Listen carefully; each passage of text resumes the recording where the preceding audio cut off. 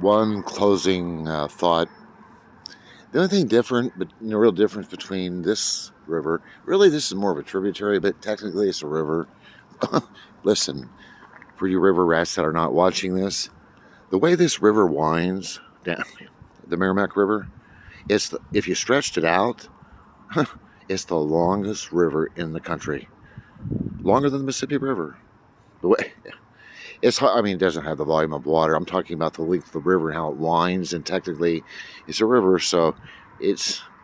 If you know Merrimack Springs, the springs down there where it starts, but here's where it ends. The end game for Merrimack Springs is it State Park down there. I've been down there, but not to photograph. But it all ends down there, about 5 miles in the Mississippi.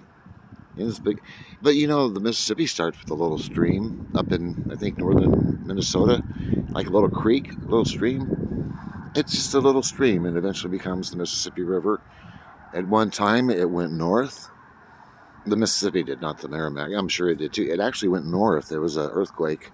It lifted up somewhere. It may have been the one.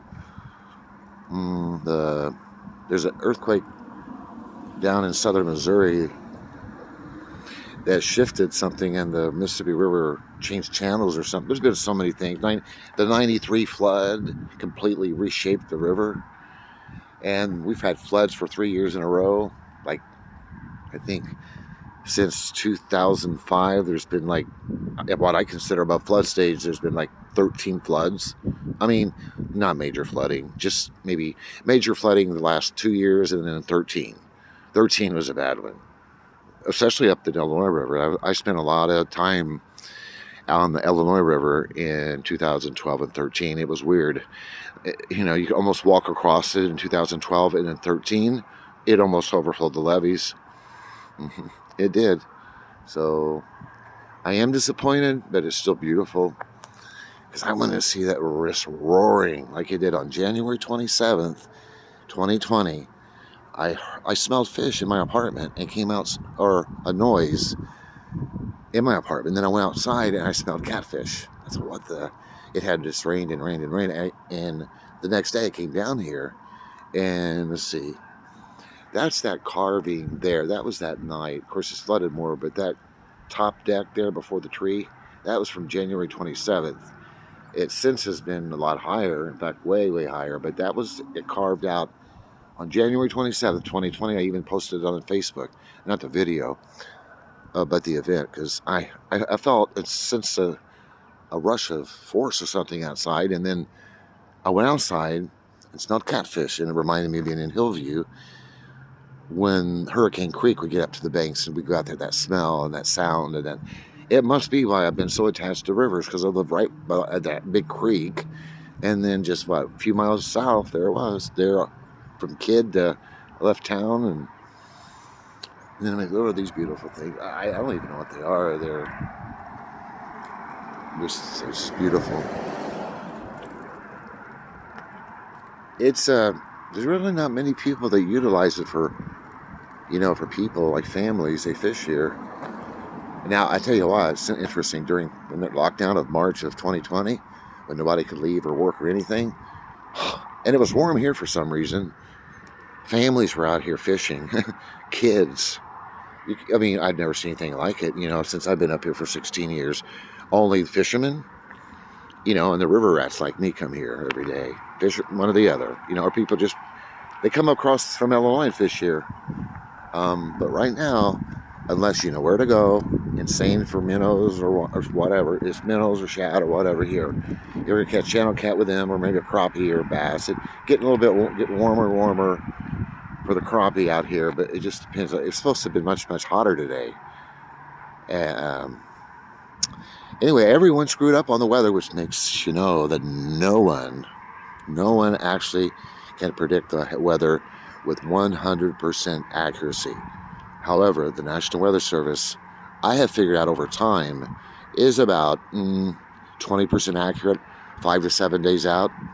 TV people, artificial intelligence writes their forecast.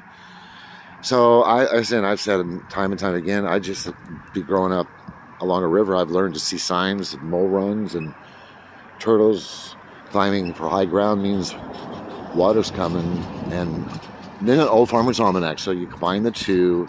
And if you think about it, growing up in that Hillview where we did in that valley, at one time we were underwater. We were living there at one time underwater. That Illinois River Valley was carved out by the last glacier period about 10,000 years ago. So at first it was the glacier that carves all that out, right? And if you go along those bluffs to go mushrooming, you'll see the strata or where the edges went. What caused that? The bluffs to carve out like that? Could have been the water. It was the last ice age, and it went out north, and the water melted down, and that became the Illinois River Valley. However, this is the Meremac River Ice Age tributary into the Mississippi. I think Mark Twain called her Old Man River, but I called her Mother River after she bore her ass at me. I think it was maybe July or August of 2012. I drove across Illinois Route 3 bridge going into Illinois, way north of St. Louis. It's still the Mississippi River. And I was quite aware of the drought because on the news, I think I just picked up a dime. That's the third one today I picked up, another Roman. But anyway, I don't know if you were not watching the news. People don't even remember it around here when I talk to them. Several people. No, I don't remember that. I mean, the barges were hitting the bridges. Down by the arch, there was water, maybe 3 or 4 feet. Now, when I went across the bridge and I looked to the south of the arch, it was sand. It was just sand. You couldn't go any further. Then there was water south of St. Louis. It got deeper and deeper. It went on better after that, 3 to 5 feet on. But yeah, and then that Hank Williams Jr. song, Country Boy Can Survive. The words are, preacher man talks about the end of time. The Mississippi, she's going dry. That happened. I saw it. And you know, one time I was going to be a preacher. I just found that ironic. Look at these guys. Look at that. Look at that. You know what? I'm going to get us a kayak. To me, that's blasphemous to nature, but I know there's boat lovers out there. I don't be critical. I would dare not disturb this water with a motor. I've already got a kayak picked out. Probably get it in June or July when Nova gets here.